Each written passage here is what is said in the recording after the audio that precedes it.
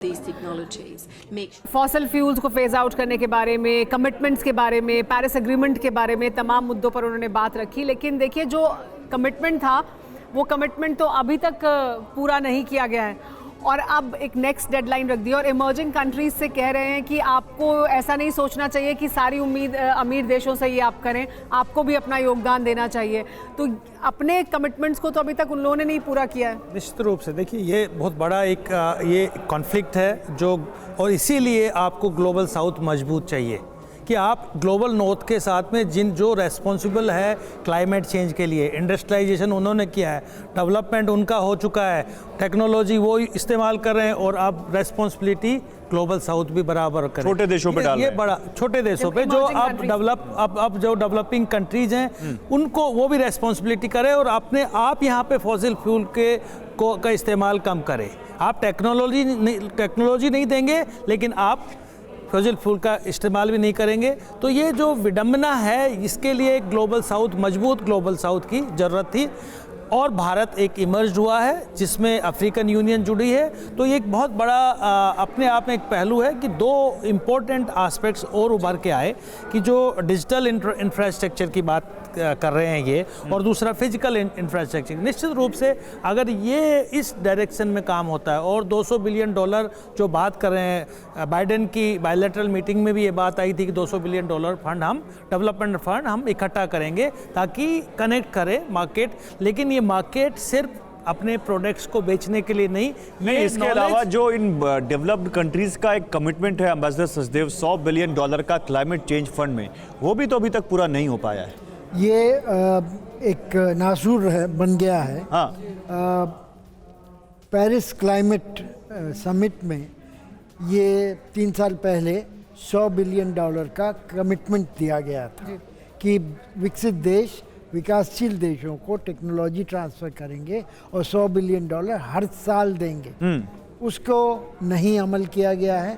अब यहाँ तक कि शर्म अल शेख समिट में भी, लिवरपूल समिट में भी ऐसी बातें की गई लेकिन उस पर अमल नहीं हुआ। $15 बिलियन भी मुश्किल से मिले हैं।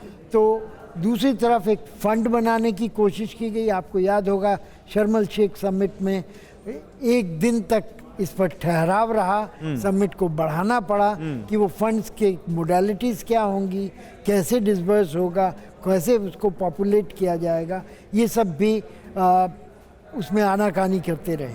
अब नया शगुफा खोला गया है कि हम ही अकेले रिस्पॉन्सिबल नहीं हैं, इंडस्ट्रियल रेवोल्यूशन से लेके आप खुद भी रिस्पॉन्सिबल हैं। हम तो विक्टिम हैं। एग्जैक्टली, हम विक्टिम। पुरानी टेक्नोलॉजी को यूज़ करना पड़ रहा है और आप फॉसिल फ्यूल को यूज़ करना पड़ रहा है।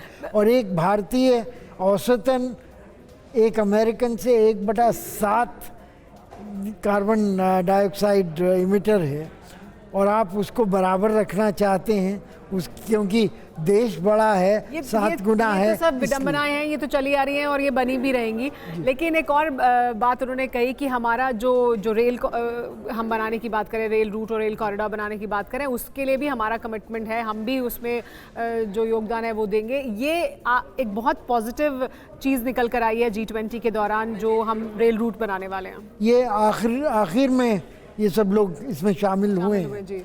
शुरुआत अगर आपको याद दिलाऊं तो NSA भारत के, UAE के, अमेरिका के, सऊदी क्राउन प्रिंस से मिले थे अप्रैल में और तब ये बात पहली बात सामने लाई गई थी। तो उस समय भारत को ये सब इम्प्लीमेंट करना था। ये $multi billion जो प्रोजेक्ट है उसको सऊदी अरब में चाहे नेटवर्क सब कुछ बहुत अच्छा हो लेकिन रेलवे लाइन सिर्फ नहीं, उसमें भी सर इनकी जिम्मेदारी, जो इनका यूरोप का इंफ्रास्ट्रक्चर फंड है जो से वो दुनिया के लिए यूरोपियन यूनियन का, उससे ये कितना पैसा उस फंड में देते हैं ये भी देखना होगा। क्योंकि वो जैसा आप कह रहे हैं कि बड़ा नासूर बन गया क्लाइमेट चेंज फंड, पता नहीं पैसा कहाँ गया। लेकिन मनीष हमारे साथ हैं। मनीष, ये तो बात हो रही है कि दुनिया भर की जियो पॉलिटिक्स और जियो इकोनॉमिक्स को लेकर दुनिया भर के नेता, खासकर ये अभी मैक्रों की बात कर रहे थे, वो क्या कर रहे हैं।